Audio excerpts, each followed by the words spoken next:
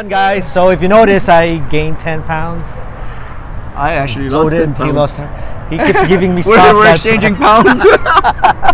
So in reality, it's still the same June and Paul show. Just I gained 10, he lost 10. A little less June, a little more Paul. I will lose the weight too. So yesterday we had a quarantine life. Yesterday we had a seminar. It is called what? Taste the South Florida Filipino martial arts. What are the arts? What are the arts? What are the arts? What do we got there? We got supposed to be. Wait. It was like, what were the arts?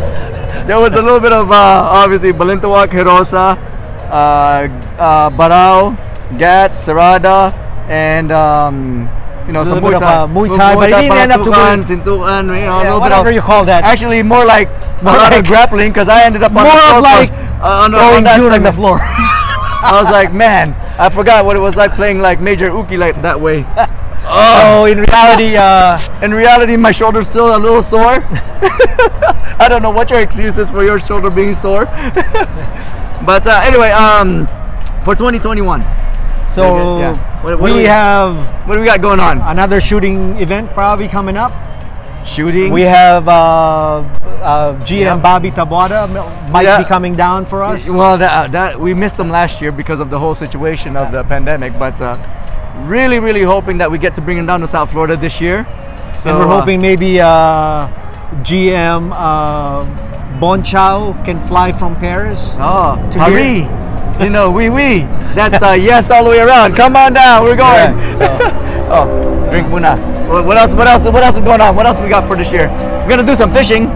That one I don't know if we're gonna put on the show, but we got to get on the boat, hit the Atlantic. It's martial arts. We fish for. We fish. It's flexible weapon with a hook on the end. The hook techniques. Yep, we're gonna go ahead and put that in. So why are we here in Miami? That's the question. Well, we're here in Miami because apparently we have a guest in town. And the guest in town is he a champion? You know what? That's a good. We're gonna have to find out. We have to find out. I don't know what champion. We're gonna find that out. That's kind of our intro deal. Man, it's gonna suck once we have like people that's here. That's like, all right, how do they fit in? And they don't even know on the spot they're gonna get asked that. But we're gonna figure that out. But anyway, we only have 2 mics. So what's gonna happen is once we introduce the guest, I'm stepping out, and June and our guest is gonna be continuing on. But for now, we have to call him on the show. Just running away. Come on over here. Come in. Player from Chicago Cubs. A professional baseball player. Yeah, that's right. We got we got a Serrada. It's just a different type of swinging. It's Ray. Nickname Stingray. Stingray. So I'm out. Okay, yung pangalan na. What? Ray Stingray. Come. So Ray, he's quiet. AKA Stingray. Paul, AKA Antoken. Me, June, AKA AKA June. So I am out, so I can give the mic to our guest. Yes. The mic. Should we pause? Let's pause it out. Okay, hold on. Be right back. We are back. We're back on the June and Paul show, and we have here Ray from Chicago. Ray, how are you? Thank you for being on the show, and welcome to the show. Thank you. Now, the one question that we always have to our guests before we kind of go through the interview is, and whether or not, the direction of this is, are you a champion?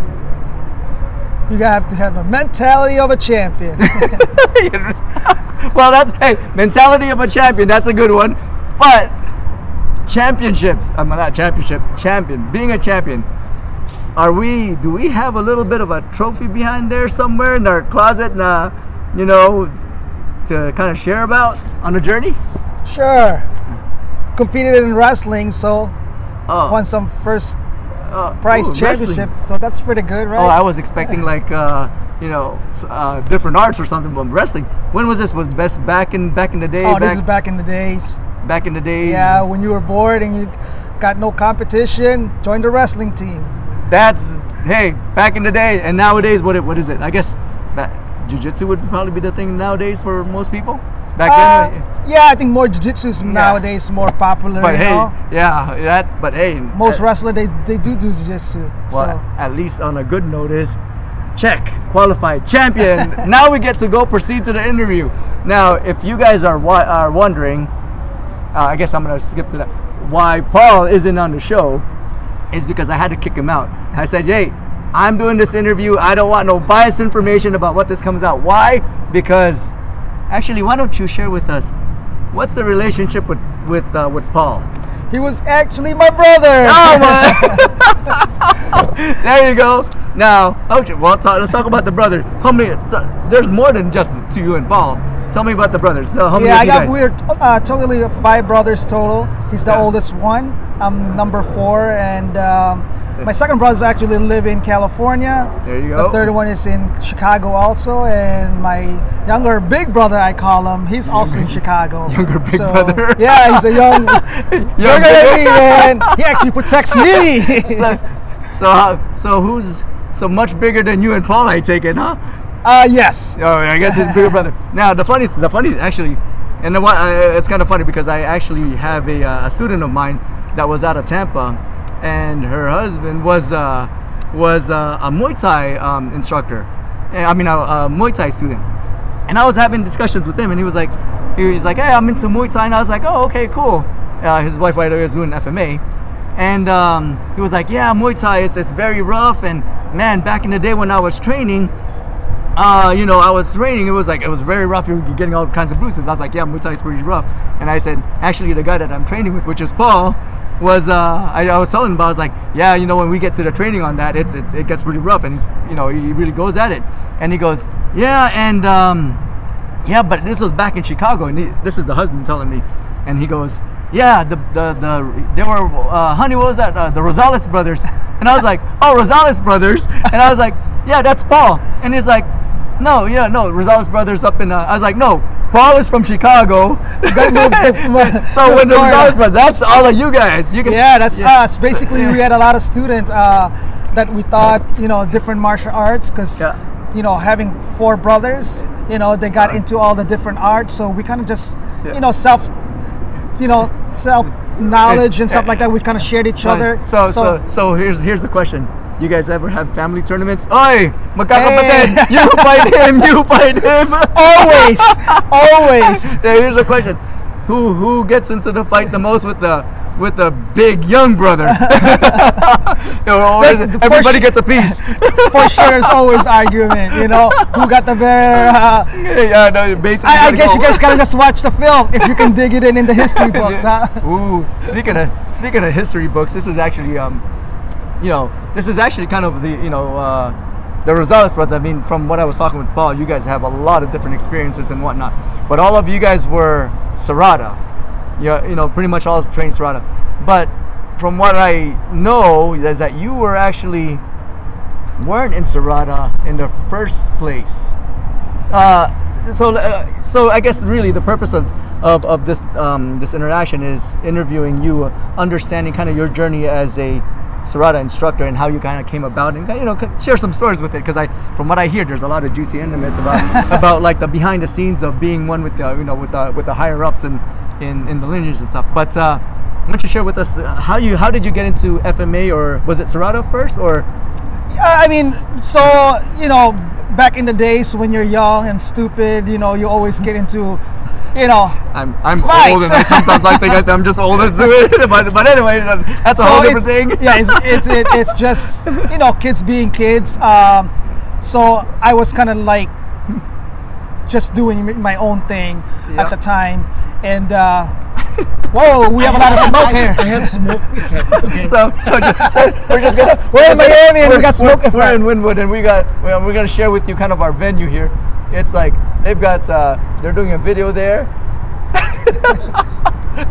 first time on the show. There's always a first time. Actually, this is first time doing kind of a offsite interview, like totally not FMA scene or anything. Last time was in it's yard. Last time was in MMA gym. This is the first time we're just kind of out in public. Thankfully, it's no traffic.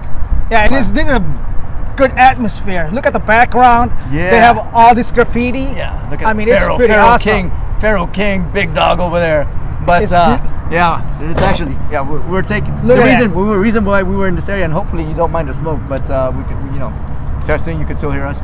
But we're actually taking them out sightseeing, and then while we're out sightseeing, it's like, hey, you know what? Let's just go ahead and run an interview. So here we are now, but excuse the smoke that kind of got distracted there. So, but we're gonna go back and tell us about the journey. The journey. Tell us how did we get into FMA or Serrada? So, like I was saying earlier, like when you were younger, you were kind of just hanging out, getting into trouble and stuff like that. Experimenting on life. Experimenting on, So we got into a little fights here and there, and then finally, to stay out of trouble, kind of joined the wrestled, with your friends, because you just want to hang out with the friends and then compete. But after a while, had to go to work. Yep. Work for your stuff. So went to work. What comes to work is going out. And yes. And that leads to trouble. Now, from what I understood, I'm trying to pull this out. Yeah. Because I want to hear your version of it. From what I understood, all your brothers were already doing FMA, and you were like, nah, whatever. And then some, particular story of something, and all of a sudden, just one day, you're just like, hey, you know what? I need to learn this, or I need to be in it. Share us a little. Like I said, like way back, even before I, wrestled or whatnot, I used to get into, fights and stuff. So I thought I don't really need to learn martial art, to be honest. That's, what it comes down to. I was like, okay, I can protect myself and stuff like that. So when I got a job, started going out, partying and stuff like that. And, you run into troubles. And those troubles are big troubles. So that means it's a bigger fight. You're fighting a couple people here and there. Right. So, okay. But how did that lead you to why FMA or why Serrada, or why into that perspective? Was there something in particular that you were looking for? Just kind of you honed in on something by that. Yeah. And why would it be? Yeah. So it turned out that when you get into like these big fights and stuff like that, there's more people you're gonna be fighting. So I figured, what? If I'm gonna be fighting a couple people, by myself, I think I need to learn some, Filipino martial arts, and that's when I kind of went to my brothers and say, hey, like, what are you guys doing? What are you guys studying and stuff like that? So that's when I got into it, to the martial art, to the Serrada, Eskrima, and and at the same token, it kind of prevent me from doing stupid stuff, because then now you're investing your time learning arts and protecting yourself. And so Serrada, Eskrima, I know you guys were all very heavily involved. Can you share with us how either, or from what your perspective, how your brothers or you ended up connecting with the Serrada lineage? Yeah, so it was actually pretty much all of us got into some type of martial art, even if you look at it as a street martial art or a formal martial art. So everyone was doing kind of their own martial arts. So the Filipino martial art kind of bonded because of the heritage, because obviously I'm Filipino. That's usually a kicker there. So that was a good start, for a good foundation, and it kind of, got us together. You know what I mean? We, as a family, as a brother, and friends that actually that came and joined us down the road.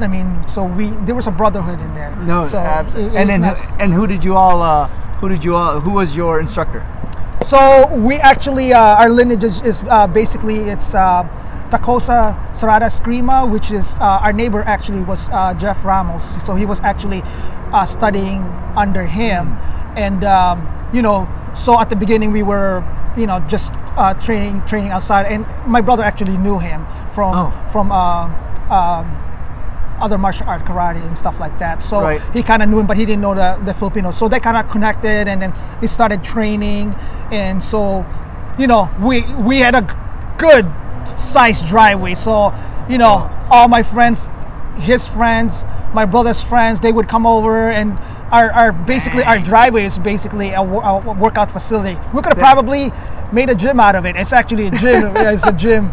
It's a gym driveway. Was this back in college days, high school days, or later? I mean, what? Yeah, slash high school, college days. You know, that's when we had all these people coming out, and we were basically. I mean, you know, if we were funded or whatever, we probably been, you know, an athlete or something like that. But unfortunately, we didn't have the sponsorship. I mean, how many? When you're talking about like a big driveway, obviously there's all your brothers. Yeah. So and the driveway, you got your brothers. Yeah. And then you've got your neighbors and your friends. I mean, how many people are we talking about that are, you know, probably at its peak training with you guys? So it's quite a bit. So our driveway is actually a long driveway. You can actually in the garage, you can put 2 cars, and then on the driveway itself, you can put 6 cars. So you have 8 cars that you can actually park. So it was a pretty big, long driveway. So, and it's a little bit uphill, so there's a little bit, you know, which is perfect for your duck walk. Duck walks. For your duck walks. That's a killer right there on your exercises. Exactly. So Tacosa, you guys, your instructor, was really directly with Tacosa. Yeah. So Tacosa actually learned from Angel Cabales. He was. I don't know. It's going to be a little bit of politics from my perspective. He was the number one. No politics. No politics. No politics. This is a no politics discussion. So I would just say he was a top student of Angel Cabales, and you know, after he got certified, he got the blessing to spread the art, and he did. So he went around all the U.S., Guam, Hawaii. I mean, he went all over the place, and it was very unfortunate for us that we met him, because, you know, it's direct lineage from the person that he learned to, and then him, and then us. It was not like, you know, 5 instructors down the road. No, you guys were straight to the source. I mean, yeah, that's why you guys lucked out. I mean, lucked out in having that lineage and connectivity. When you guys were training with Tacosa, I mean, it was, first of all, was he neighbors? I mean, that was a detail I forgot. Was he within the neighborhood, or was he kind of, you know, how did how you meet him? So it's actually like I said, our neighbor was actually training with him. It was your neighbor that was training with him. Yeah, he wasn't your neighbor. It was exactly. A student. Yeah, it was a student of his. Okay. He was training, and then that's the connectivity. Okay. You know, obviously, as a practitioner, he didn't really have a whole group of people that he trained with. But then, you know, when we started training with him, it was kind of uplift for him, because, you know, he get to practice his art. They got a bunch of brothers right out of the gate. Exactly. Who probably go out there and spar and test everything with each other. So it's a big group. Big group for him. I mean, shoot, that's a huge jump.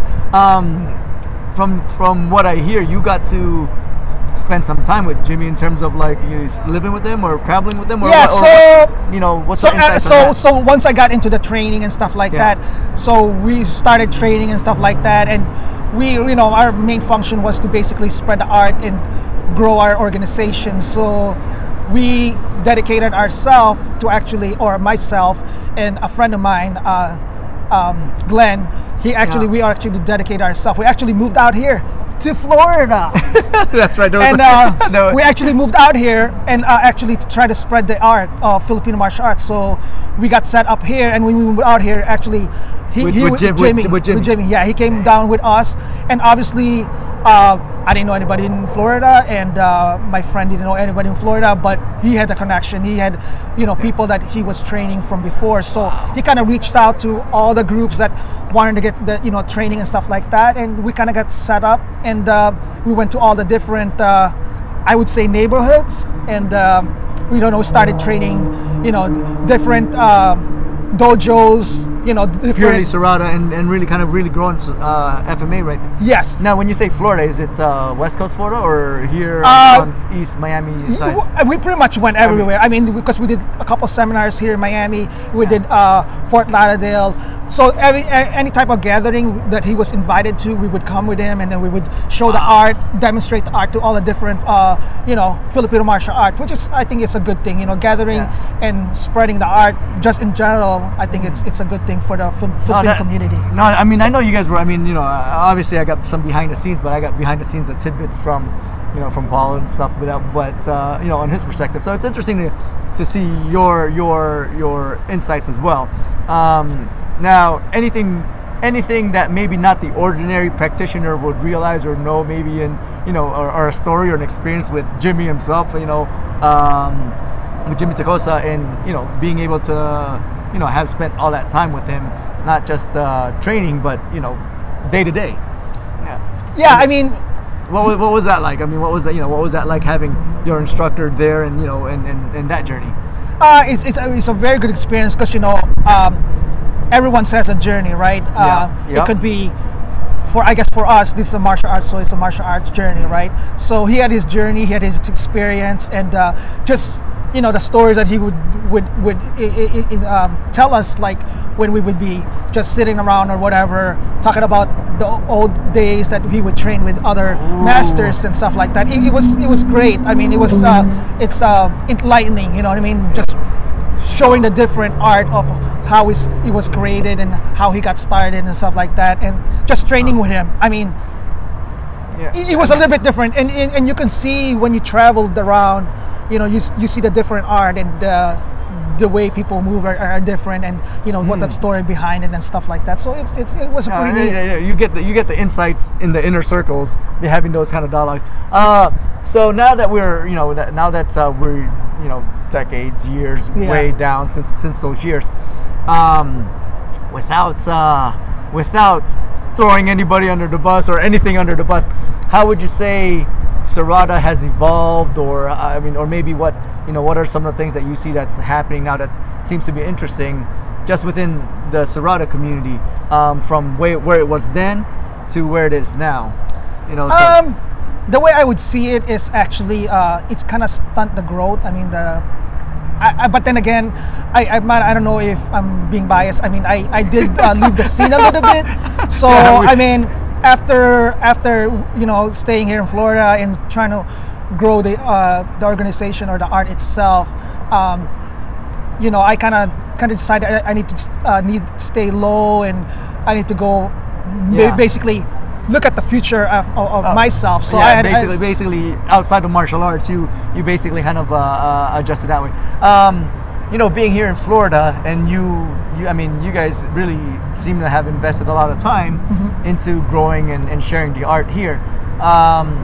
Do you still have any connectivity with maybe any of the schools that are out there, or any organizations or groups that are training Serrada right now within across Florida that maybe you're familiar with, that lines up to? Because I know personally, I'm not gonna point and stuff or whatever, because we're not doing a promotional deal on anybody, but just I know Serrada groups here and there, and they're Tacosa Serrada groups, and I'm like,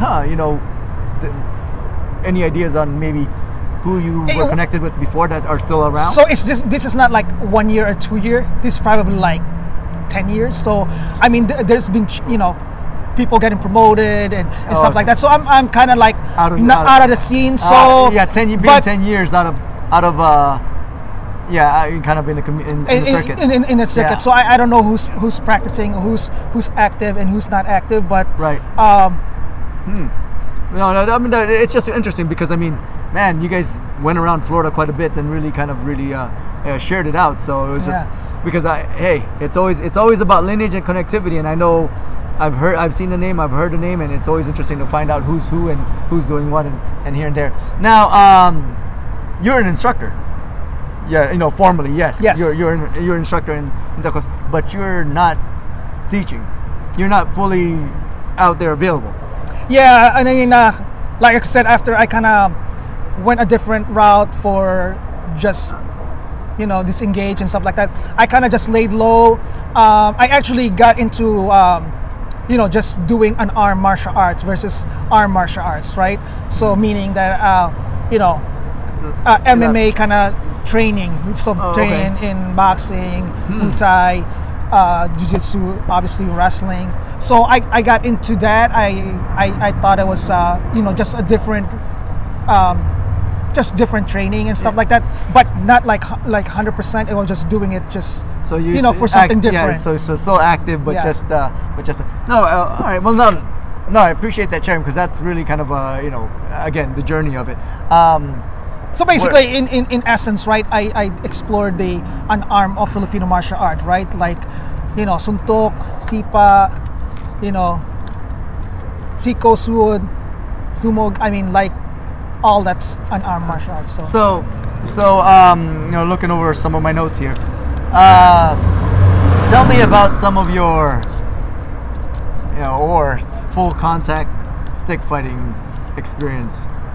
Well, before we even left back in here in Florida, like I said, me and my brothers, we started training. So when he was in his college days, right? We had a group, and then he started a group on his college. So we would actually go to the college because the college actually promoted the martial arts. And said, so we would actually, back in the days, we would actually do sparring with arm, and then it turns into unarmed, meaning that we would spar with armed, and if you get you drop your weapon or you got this unarmed, then it's all it's basically like a full-on MMA punch, kick, going from weaponized to unweaponized, and whatever happens, but there's no MMA yet. But okay. So so back in the day, MMA was not that popular. I mean, I think MMA was there, but then it was still in Japan. Something Pancreas. I mean, those are like down, underground kind of stuff. So it wasn't popular when it happened. But and this was all happening on campus. Yeah. So we would train, we're getting a stick fighting education, sir. Yeah, it was. We were pretty crazy, like I said. It was no protection. Any moments of insights to where it's like, man, that was that could have gone horribly wrong, or or anything has gone horribly wrong. Yeah, what's the nitty gritty there? Oh yeah, looking back. Because obviously all Filipino martial arts, stick fighting or whatnot, we actually obviously if you're watching this, you probably know about the 1 and 2 angle of strike. Those are the fundamentals. Yep. But the thrust, those are like the no-nos. Full contact thrust as well. Yeah, thrust. Woo. But we try to prohibit the thrust as much as possible. But those things comes fast. Those things come. No, I know. I know those things come fast. Yeah. And those are freaking eye killers too. Yes. So even having those angle of attacks are kind of scary. But back in the day, you didn't really think about it. It was just like, hey, what works, what doesn't work. Yep. Let's figure it out. It was a lot of pressure testing. Now, is it pressure testing on just like within Serrada techniques, or was it like pressure testing in like, hey, just what happens what if this, what if that? I mean, how exactly? So you learn all the angles of attack, you learn all the defense, and then you say, let's go try what works and what doesn't. Does this block really work? When you're actually competing, or you're trying it out, and you find out it really quick, really fast, that if it works, it doesn't work. And then, that's so work doesn't work. So if you guys are pressure, are there any favorite techniques that work that you were like, ooh, I like this, or is there a favorite one? Here's the thing: you can't have you could have a favorite one, but problem is like when you start doing the same thing, they will figure it out. No. I'm not necessarily saying that. Look. I'm a chess player. Yes. Right. Being a chess player, a lot of people, I love the queen because the queen is like, one of the more top high ranking, they can move everywhere. I can move everywhere and do anything. And I see I see players that once they lose the queen, they say, oh, you know what, I lost the game, I give up, and the whole energy just drops.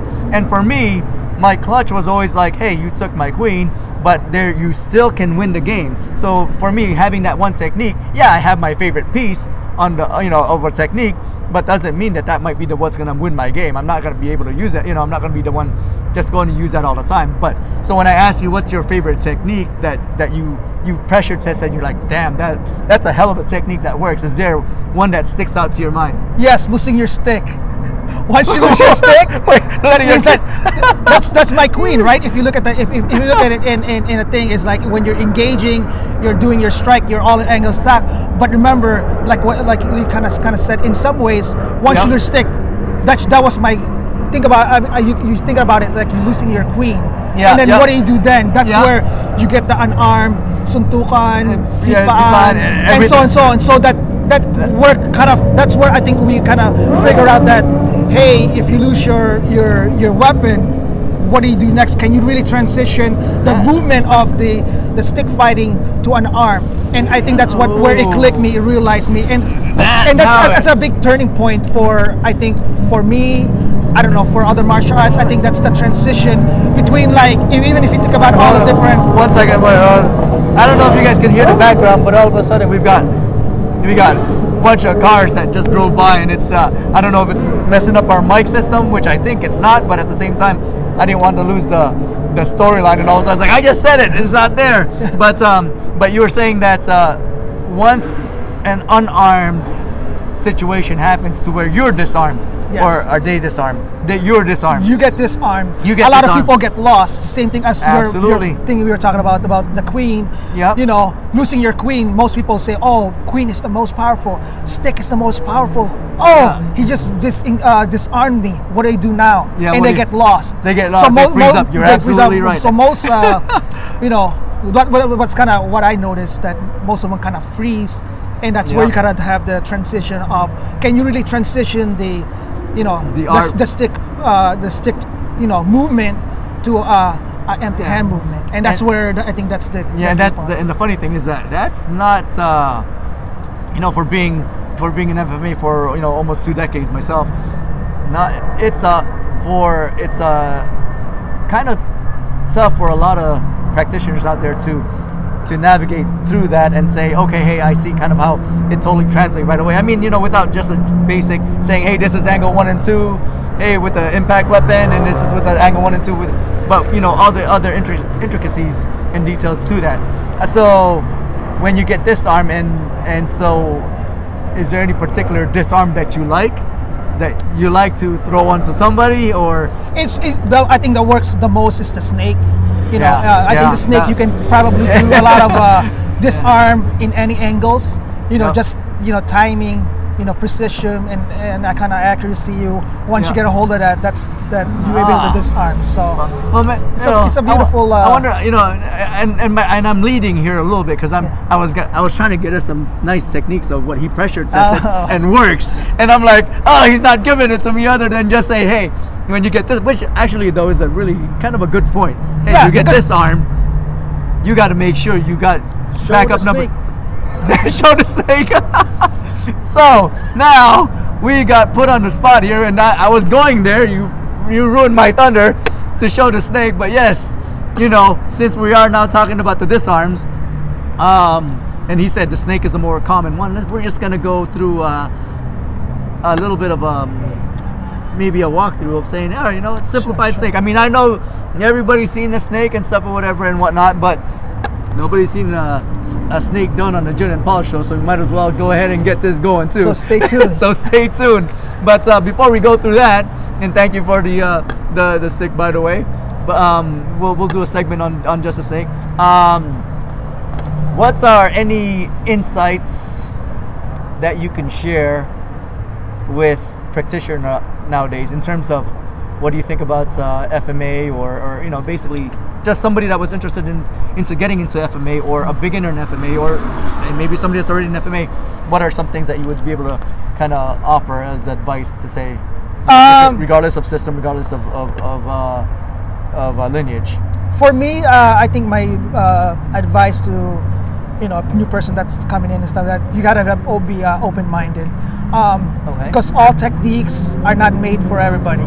There's certain techniques that's not gonna fit your personality or your style, or Yeah. you just can't force some of the things. It has to be organic.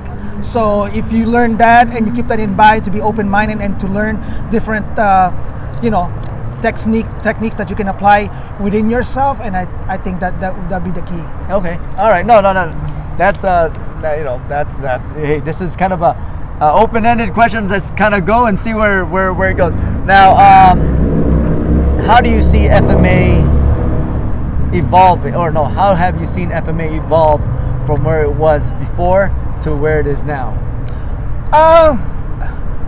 I mean, Filipino martial art, I think it's growing, but it's really difficult because of culture. A lot of Filipino, this is my perspective, instructor and stuff like that, they kind of, they want to keep it within the kind of family. It's a tight knit group that they try to, pass on the art. And the good thing nowadays, though, internet. There's a lot of you can go to internet and anybody can learn. Yeah. So information age nowadays is a thing. I mean, you can be in another world. Oh, okay. Well, Not Mars. Yeah. which then comes Another to, country, I should say, right? Country. Which then comes to, you say that internet is good source of information, and I know there's a lot of YouTube graduates out there somewhere.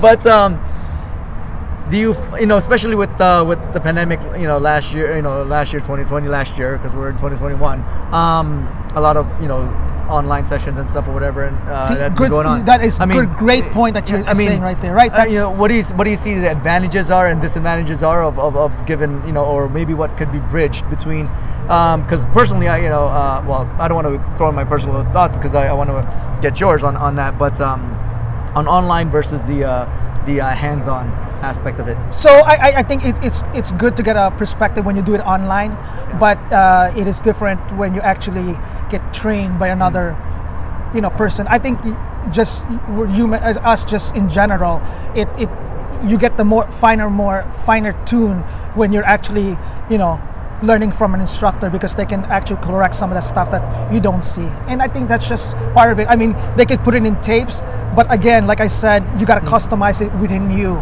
Yeah. There is just no, one way to do it, especially if you're, a different type of body, different type of style, and stuff like that. So having an instructor could actually refine your technique or. Yep. No, absolutely. I mean, there's nothing beats hands-on training, but doesn't mean you can't get started on the online sessions. At least get a foundational base of understanding, and really just kind of seeing it is really where it is. But all right, so now we're talking about instructional. I think it's about that time we go through the instructional on this snake technique. So now Guru Ray over here is gonna be showing us the snake technique that and go through that. All right, here you go. We're gonna cut for now and then clip it back on here in a little bit. All right, we're back. We're gonna go through that snake technique that we discussed on the show. So Guru Ray here is gonna have it. Guru Ray, all right, walk me through this. What are we gonna do? Don't know, empty cup, don't know what I'm doing here, and we're gonna show you. So basically, we got 12 angles of attack, but we're gonna concentrate on angle 8, which is basically a strike to your chest area. That would be the first one, and basically angle 4 would be strike to your stomach. It's basically the same angle, but he's gonna go give me a strike basically on angle 8. So he's gonna come out and he's gonna strike right on the thing on my chest. And what I'm gonna do is basically the snake technique that I was saying earlier. So from there, he's gonna strike. Just there, we're just gonna keep it simple. So from here, he's gonna take it back. He's gonna strike. I'm gonna block. And what I'm gonna do is using my left hand is make sure you drag it. But what is going to be the difference is when you do the snake, you don't do it from up here because you still have leverage and he has position. He's in a good, solid stand. What you want to do is you want to create where he's not in a solid stand so he doesn't have any good base. So he's going to feed me 8. What I'm going to do is I'm going to take him down and get him to come down so that his arm is bent and he has not a lot of pressure. And all you're going to do is you're going to snake it in, and that's going to be your disarm, and he's going to fly out. And there's your strike. Right, one more time. He's going to strike for 8. I'm going to block it. You want to take out the base, because if you take it from here, it'll be hard because he can pull it back. He has a lot more pressure. So what I want to do is once I block it, I want to take out the base so he comes down to my world, and I'll sneak it in real quick. And all you have to do is from here is you're going to pop that out, and there's your snake disarm. One more without explanation. Now from here, you said I guess it'll be the same one on So yeah, so sometimes when they're striking, they're going to be striking high, and sometimes they're going to go mid. And basically it's the same technique. If you touch me here, I still want to come down a little bit to get the base out lower, and then you can pull it in, and that's when it comes out. All right. So we'll go through that one more time. So he can give me a high, bring it down, pop it out. Yep. And then you jog for your weapon. Then you go for the low, bring it down, come up. All right, awesome. Thank you very much. Hope you enjoyed it. That's Guru Ray, Serrada, Chicago. Thank you again for being on the show.